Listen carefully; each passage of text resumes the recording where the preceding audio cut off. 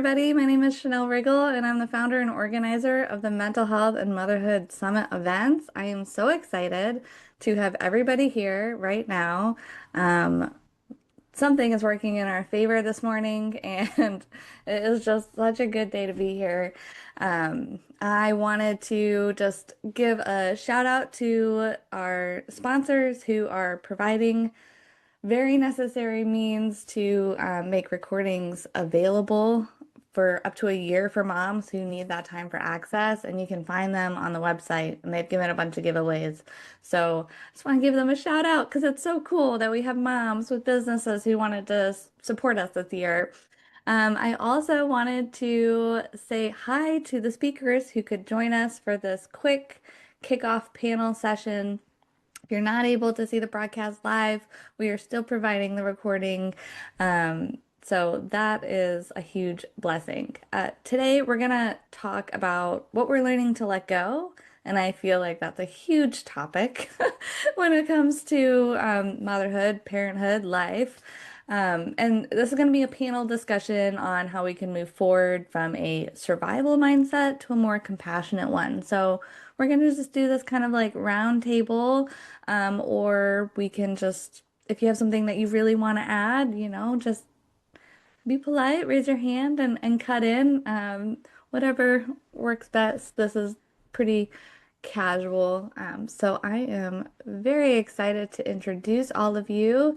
If we want to give a quick, like real quick introduction about who everybody is, we can go ahead and unmute.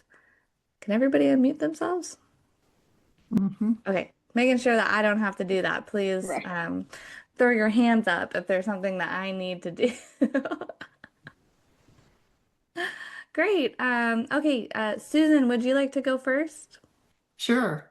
Hi, everybody. I am a retired neonatologist. I live in Austin, Texas, and I get my kicks in retirement by advocating for healthy mothers and babies. I wrote a memoir after I retired so many babies, and it's a reassuring story for other working mothers trying to work full time and raise kids. I have a active newsletter on Substack called Moms Matter. And I really enjoy watching millennial and Gen Z moms and talking to them and writing about what they're going through because things are a whole lot worse now than they were when I was a young mom. I think social media has made a really bad dent into our lives as moms. And so I'm really glad to be involved in this panel discussion. I've made so many mistakes in my 30 years working in the NICU and raising three kids. I feel like I have lots of advice.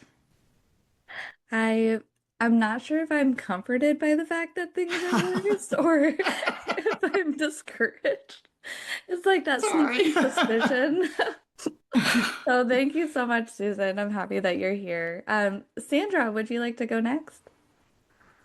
Sure. I'm Sandra. I am a family medicine physician and also a stress and burnout coach for moms. And I have two little ones, a 4 and a 6-year-old. And for me, I think the biggest thing was just, seeing so many patients who were feeling really, like just stressed all the time and a lot of symptoms that were related to that and trying to be able to help them get to the root of that, knowing that it's not, always just a quick fix, with a medication or something like that. And so that's a lot of what I'm doing now.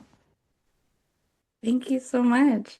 Let's see. Alana, can you go next? Sure. Hi, I'm Alana. Really happy to be here with all of you today.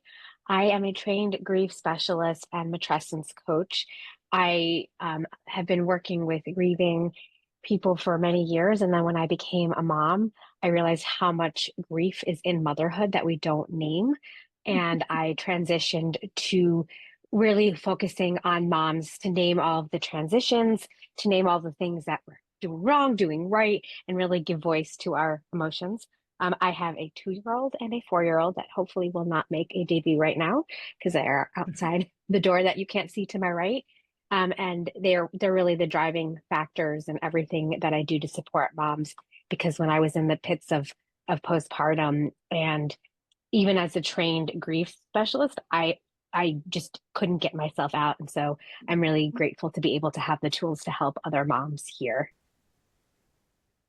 Thank you so much. Allison, I'll have you go next. And I want to just mention really quick, we do have people coming in. Welcome. We're just doing a round of introductions right now, so please keep yourself on mute. I hope I set everything up correctly so that we don't have too many interruptions, and I'm doing my best just to check that people are kind of registered as they come in, so thank you for your patience. Okay, go ahead, Allison. Hi, I'm Allison. I'm a writer, and specifically, I write poetry. The majority of what I write about is motherhood. So I have a poetry book coming out on November 11th called The History of Holding, and I aim in this collection to really speak to all the different sides of motherhood. So the grief, the loss, the wonder, the joy, and to not sugarcoat anything.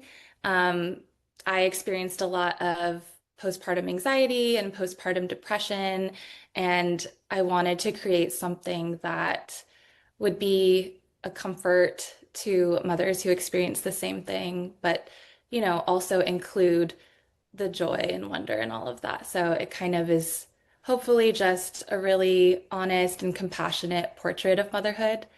I also share poems on Instagram, and I have a Substack newsletter where I share behind the scenes of what it's like to be a creative mom. And I'm really happy to be here today. So thank you.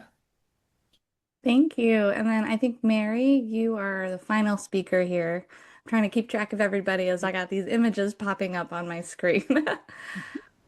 It's so great to be here with this really amazing group of moms. I've got a 2.5-year-old just right there, sick at home today. And I was diagnosed with MS just over 10 years ago. And I was a meditation guide at the time, working with my own anxiety and working with entrepreneurs who had a lot of anxiety, a lot of sort of like brain activity that could be very creative, but could also be very detrimental. And it helped me during my diagnosis, this practice I had through meditation and what I called shredding fear, just a way to sort of face fears a little bit more directly and then let them go and sort of see what truth we have within. And so that helped me with that MS diagnosis. But then it helped me immensely once I became a mom, which I did. I delivered my child at 44. So I had gone through this, decades of anxiety, of really pushing myself very hard, perfectionism, all of these things that when I got to motherhood, it helped that I sort of had this toolkit. And I had been a speaker just with, people going through a hard diagnosis. And then really realized a lot of it was navigating fear. And something that came through that was also understanding resilience. And so I have a newsletter called Fierce Resilience on Substack. And I look at a lot of it is sharing, my own sort of moments of life where I'm trying to get through something, but it's also looking at some of the science of how we get through some of the toughest times in life. And that's why I'm really happy to be here, because motherhood is a interesting cocktail of the best and worst things. It sure is. Um, well, thank you for being here. I'm so glad that you could be here despite having a sick one. That's really hard. Okay, everyone, we're Mhm. going to kind of speed this up. We got about 20 minutes, but I wanted to make sure I got some time to let people come in. So, welcome again. This is a panel called What We're Learning to Let Go, and it's just going to be, I think, because of time. If you have something that you'd like to say, please just like literally raise your hand, and go for it. Otherwise, just give everybody a quick signal that you have something to add next. Um, Okay, great. So I also want to mention to our guests who have been able to come on, I know there's a couple of you, feel free to pop stuff in the chat for our speakers, and I will definitely try to get to Um, them so that we have time to interact with you a little bit. But during all of their presentations, if you're able to watch live, you can also have a live chat, and then you can also comment or reach out to them as well. So there should be lots of ways to connect. Okay, the first question I want to ask is what's one belief about motherhood, whether from your upbringing, society, or your own expectations that you've had to let go of? And I'd love if we could try to keep this, maybe like 2 to 5 minute responses if possible. I think closer to 2 minutes. That way we can get everybody in. But what's one belief about motherhood that you've had to let go of for wherever you've accumulated it? I'll go first. Um, I think that we all enter motherhood with a notion of what a really good mother is. Whether our mother was a good mother or a bad mother, whether we think we're a good mother, what our husband thinks is a good mother, what our best friends act like as good mothers, society has given us a notion that we have to do everything and we have to do everything really well and not get tired. And I think that has been centuries in coming. And women who are working full time, which most of us are, not all, of course, have this huge burden of in the back of their heads a notion of what makes a really good mother. And then there's this reality, what we all live in with work and relationships and children and our own mental health. And so it doesn't jive. It never goes together. And the first thing to let go of is somebody else's notion of what is a good enough mother or what's the best mom or what's Instagram's notion of the best mom, because we just are humans and we compare ourselves to others. That's why I opened up saying I think things are a little worse. Um, if we compare ourselves to people who curate a perfect existence, we then think we're supposed to be that way perfect. And back when we had to talk to each other personally instead of text and scroll on Instagram, I think we saw each other more realistic as flawed, tired, overworked, overburdened humans. And so the very first thing we have to get rid of is our notion of what's the best mother because it's flawed. Society has given us a bill of goods. It's not true. And we need to come up with our own notion of what is a good enough mother. Mary, go ahead and jump in, and then Alana, I'll have you go after. I agree with what Susan is saying, and I think for myself, I I did wait so long because I mean, one, I sort of hadn't found the person I wanted to have a child with and that I saw sort of like making a family with. But I just put that whole part of my life off completely because I thought motherhood was going to be so self-sacrificial and that it had to be a good mom. My mom sort of was that person. We were a lot of her driving force in life. Even though she worked as a teacher when she, found that profession and was very good at it, but it her whole life revolved around us in some significant ways. And I thought that's to your point, Susan, like I thought that's what a good mother is. And I can't be that yet because I have these other professional ambitions. So I will keep pushing that part off. And I definitely got to a point where I was like, I'm fine being the aunt. I'm fine having God children. And I don't need that. And I'm so glad. One thing I do wish is that I had started sooner because being perimenopausal and exhausted and having a middle-aged body is so hard with a toddler. And that's a lot of the struggle for me right now, is like all of the things. But one thing that, I just wish I did know that it doesn't look perfect and it doesn't have to be perfect. And moms do a whole lot in their life without any level of perfection. And we don't need that. And that I actually am a better writer. I'm a better professional because now I have something that I have to work against, even though my brain sometimes feels like it's in a vice grip where I have more demanding work things and I want to be publishing something and I have a sick child at home or, whatever that mix is. But there will never be a time when everything is perfect, and motherhood is no different. And it has just been that challenge that has helped me become, I think, a better, more complex human who can produce things in the world that I ultimately want to. I just thought motherhood would erase all of that for me, and it's that's not true, at least in my case. Alana, go ahead.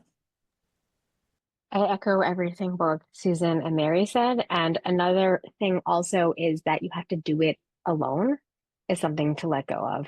That if you want help, need help, that you're deficient. And that is completely and utterly not true.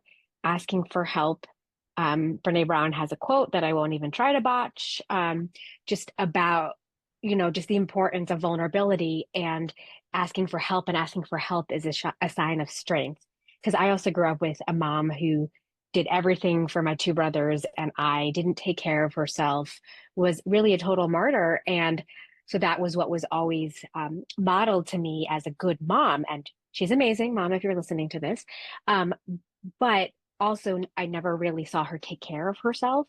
And I also had kids late in life where my parents were young parents. I'm an older parent. I also have a toddler I'm 42. And so just also sometimes feeling guilty that I'm older and don't have as much energy and thinking about the future of how old I'm going to be when they're 20. And so all of those things are just important to just really come back to. And I say, okay, well, what is it I need right now for my family? Do I want to get help? Can I do it myself? Absolutely, but I don't need to. And there's no judgment around it because back in the day, as Susan was saying, even like before social media, we talked to each other. There were villages where we took care of each other. We didn't have to ask for help because it was there. And now social media also gives this perception of perfection, which firstly, what is perfection? But also we only seeing somebody's highlight reel. And even though we all know that intellectually, when we're exhausted and have a screaming toddler, a sick three-nager, it's hard for us to remember that what we're seeing is somebody's highlight reel and maybe not necessarily their reality because we never have any idea what's going on. I want to move on to the next question, but Sandra, feel free to hop in and share your other response as well. I really want to ask you guys, and again, Sandra, if you'd like to kick this off, feel free to. I don't want to cut you off. When you notice yourself slipping back into survival mode or really harsh self-judgment, what's a small practical thing that you can do to return to self-compassion? Or for your kids, not just for yourself. However you want to answer that. Um, One thing that I personally do when I notice that I'm headed back into survival mode, I have a series of, and I have not written these down, although I wouldn't hold it against me, or past me. I have like a series of yellow flags that I notice. I'll start to realize that I'm being super critical or just like ungrateful and just grumbling about everything. I'm like, oh, that's a yellow flag. It's not a red flag. I don't need to seek like attention right away, but I'm like, oh, maybe I should go talk to my therapist. Or one thing that I do is I have a friend I send voice clips to every day for like 4 years. She's probably sick of me bringing it up, but that is such a lifeline for me whenever I'm getting into that mode of criticism, especially when it comes to motherhood. I can reach out to her and be like, am I like off the wall here? And usually she'll say, no, it's just not who you are. Like, stop trying to do all the Pinterest crafts. That's not who you are. You're the kind of person to like go to the park with your kid for 2 hours, you know? And so having that voice of reason, I feel, even just one person, is super important. But I'll pop that question in the chat because I know I rambled a little bit. But um, does anybody want to speak on that, Sandra? Yeah, I'll go. And I love that you said that because that's actually one of the things that I've done for myself is also like if I don't notice it, I've given my husband full permission to call me out. Been like, if you see that I'm starting to get short, like irritable, whatever, like in a gentle, respectful way, but like let me know because sometimes we don't see it for ourselves, right? And so that may be a partner, that may be a friend, whoever it is.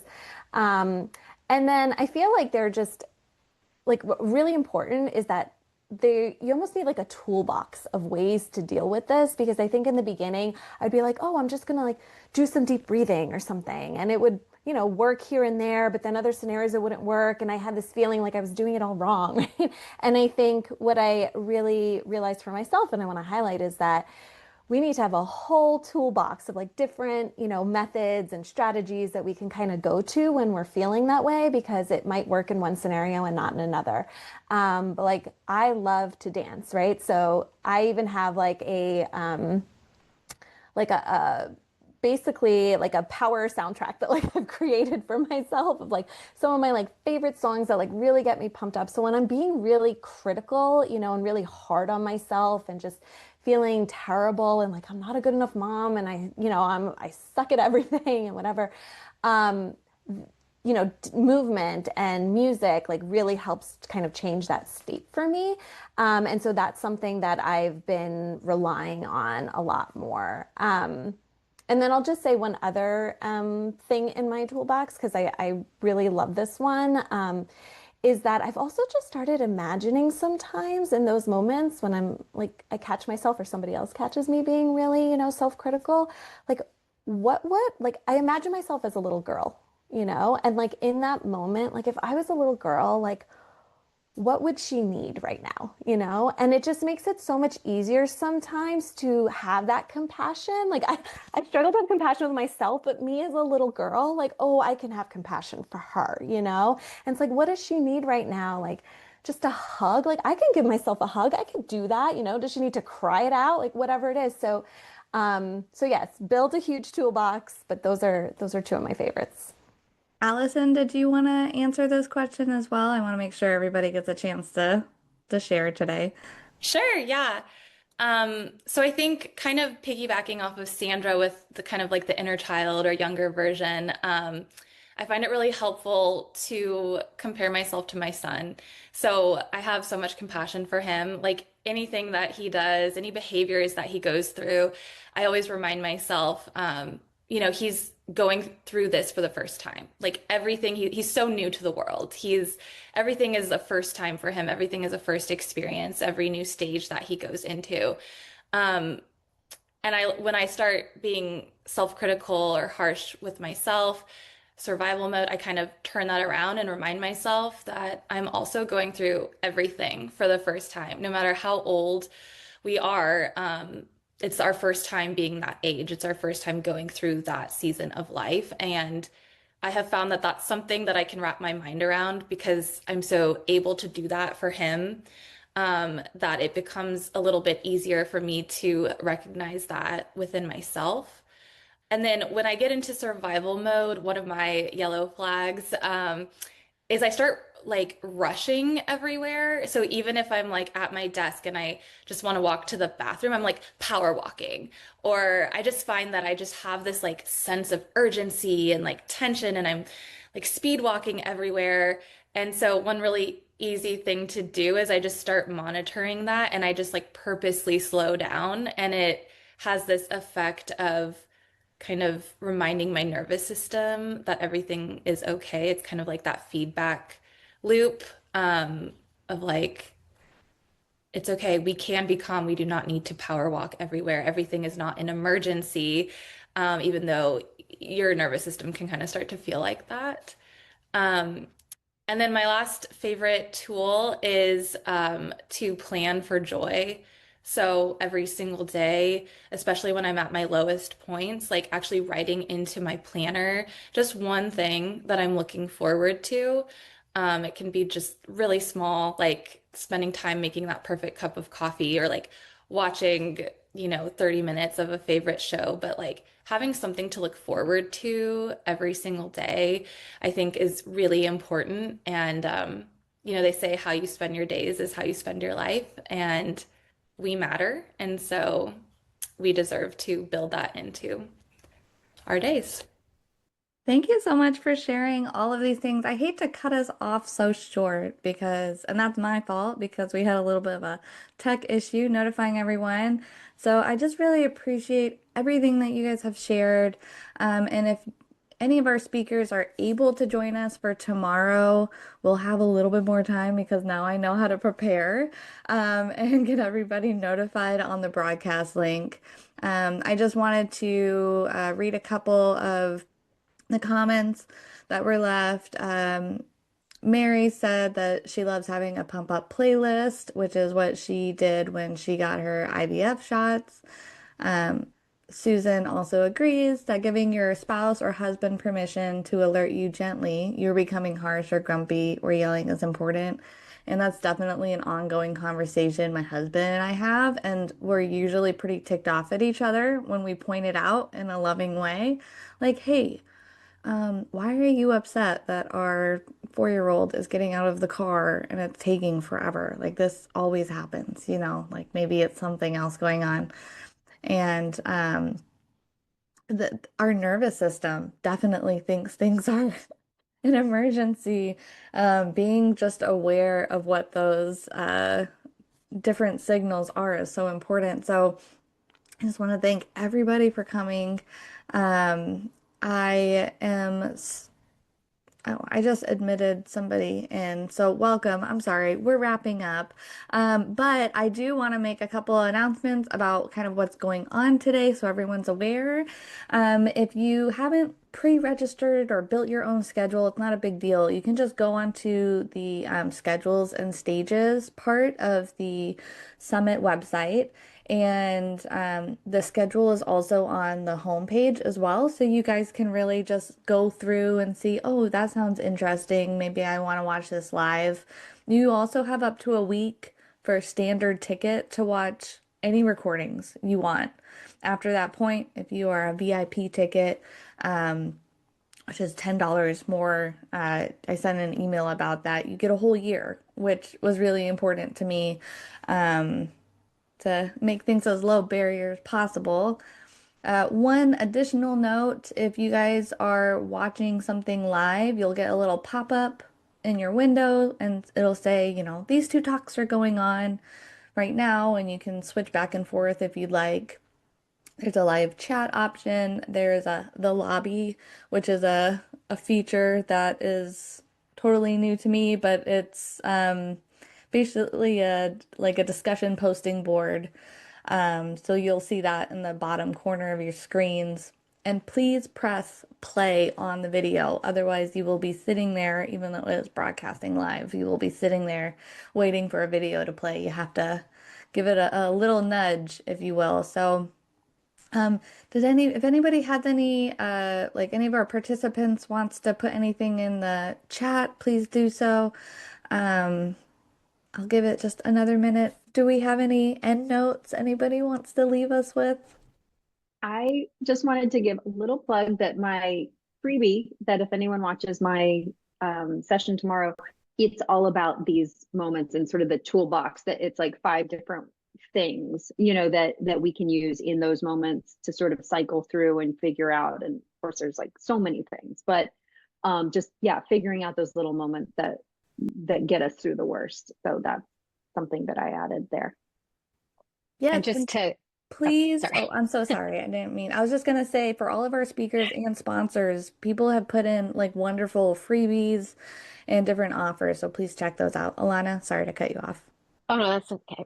Um, yeah, I wanted to add a similar thing. I added a journal guide on really also goes into a lot of the emotional side and tools of motherhood and validation around motherhood. So I added that yesterday, so in case anyone didn't see it yet, but it's a 38-page journal guide, bite-size beats, pieces of info that coincide with the talk, but also can just really help go deeper when you have, well, time. Not that moms have time, but when you have those pockets of 2 minutes where you're hidden in the bathroom without a screaming child or Very with a screaming child. cool. Okay, well, I'm going to wrap this up. If anybody has any questions, you can always contact me. I'm the organizer. And I think the easiest way to do that is often to just reply to any emails that may have been sent to you. Um, and right now, it looks like we've just started the escape survival mode presentation, and then also Hungry for Security, which is about healing relationships with food. Um, and that, I mean, both of those are just really fantastic. So, like I said, if you decide that you really want to watch one of those, but then you're like, oh, I can't believe I missed it, you have replay access. So please take a breath, take a walk, like whatever you need to do. Um, and I'm here for you. Thank you guys so much for your time and for joining me today.